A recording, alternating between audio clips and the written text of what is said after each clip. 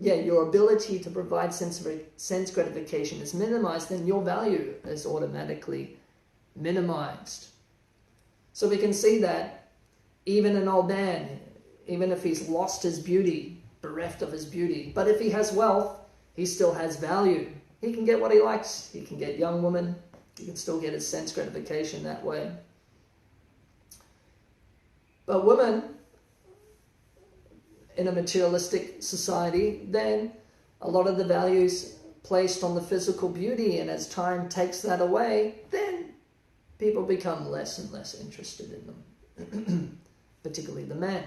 What can you do? What sense gratification can you provide? And if they can't cook as well, they can't provide tasty meals, then again, they lose their value. But ultimately, time brings us to this point. We become old. Our senses become debilitated, not functioning properly. That happens to everyone. And then if you're still staying in the family, then we see today people want to put the old people to the side, out of sight and out of mind. Generally speaking, this is what's happening. We'd rather pay strangers to deal to our parents than do it ourselves. No gratitude. But in Vedic civilization, then we see that the elders, they were held in the highest regard. You'll read how Yudhishthira and his brothers would every morning upon waking go and see Dhritarashtra and Gandhari, go and see their mother Kunti, Vidura, the various elderly members of the Kuru house, and they would offer their respects to them. Actually, dandavats, some type of obeisances was offered. That's human culture. That's human civilization. And also because of the quality of the life that such persons lived in such civilizations, then they had the wealth of jnana vijnana. They had the wealth of knowledge, and they had the wealth of realization. But now, because of the standard of living, lost in the madness of performing simple activities for the satisfaction of our senses, then by the time we're old, we don't even have that value. We cannot provide wealth, we cannot provide sense gratification, we're not physically attractive anymore, and we have no wisdom. We have no wisdom. Therefore, disregarded. So the idea then is, even if you're in this lamentable situation, you're meant to give it up at the age of 50. If you've progressed in a methodical way through the brahmachari, grihasta, vanaprastha, then sannyas. Give it up and cultivate your spiritual life. Become attached to eternity. Asatoma sadgama tamasima jyotirgama mrityoma amrita gamaha. This is the Upanishads. They say, don't stay in material existence. Go to the eternal reality. Don't stay in darkness. Go to the light. Stop taking material bodies. Become immortal. That's the utterance, the clarion call of the Vedic literature to the jiva. Don't dumpster dive in this world. Don't look for trash, things that are temporary, that will slip through your hand like sand. Time will cause everything in your grip to slip through your hands. And then you'll have to face the reactions for not becoming, first of all, pious. That's one thing. You might go to the heavenly planets, but here we're hearing about the averse. He's going to go to the hellish planets. He's going to suffer. And you weren't even happy in your material life. It's a lamentable situation. That's what we see in Kali Yuga. It's total devastation. It is the apocalypse. Devastation materially. And, of course, spiritually. But for those that are fortunate, then the golden opportunity is there, provided by Chaitanya Mahaprabhu. So even though Kali Yuga is an ocean of faults, Kale dosha nide rajan nasti eko mahanguna.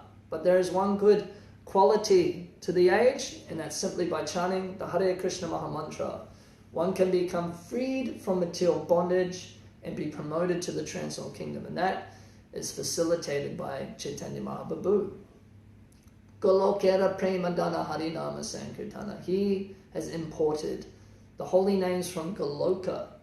So it's not that just any type of spiritual attainment is being offered in this particular Kali Yuga, but no, actually something very extraordinary, as Chaitanya Charitamrita explains, is on offer. Is from the topmost region of the spiritual sky, the Swayam Bhagavan has appeared.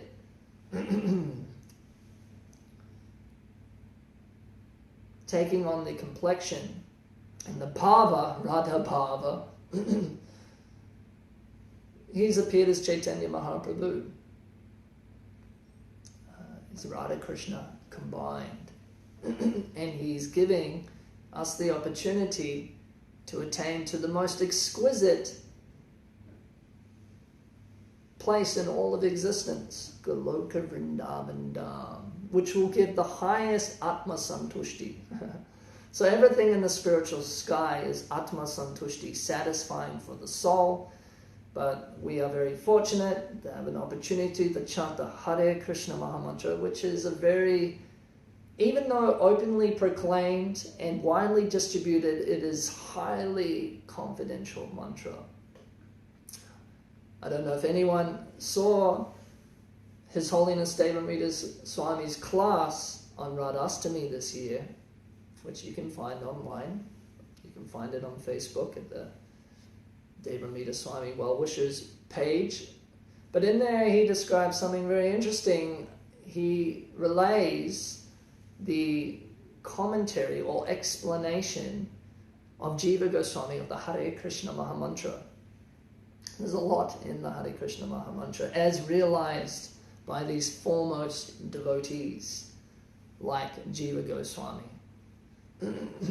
So the Hare Krishna mantra isn't just any mantra, it's the Maha mantra, and we shouldn't take it for granted, we shouldn't take it cheaply. It's very confidential. It's glorification of Radha and Krishna. Of course, as explained by His Holiness Devamrita Swami in that particular talk, there are different correct opinions about what the different names in the Maha Mantra mean.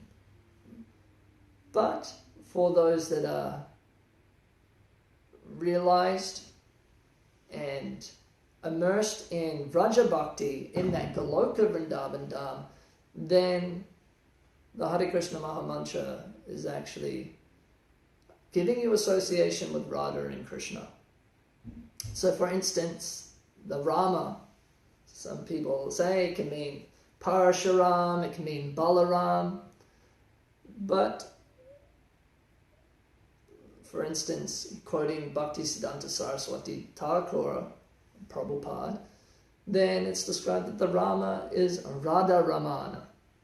It refers to Krishna, the enjoyer and the pleasure giver to Srimati Radharani.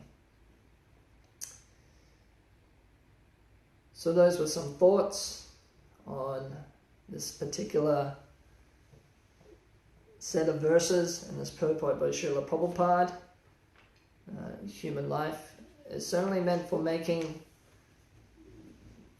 the greatest investment in spiritual life, and therefore the Bhagavatam is heavy on materialistic endeavors, whether adverse, as we're hearing here, or pious, ultimately both are condemned, because the standpoint, the vision, the drishti of the Shastra, those that are speaking in the Shastra, is from that Paravyoma, the spiritual sky.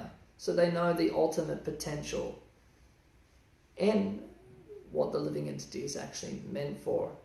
So I'll stop there. Gone a little bit over time. Thank you for your kind attention.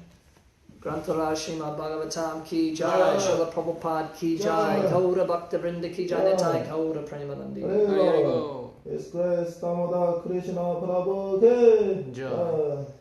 Gaura Bhakta Vrinda ki jai.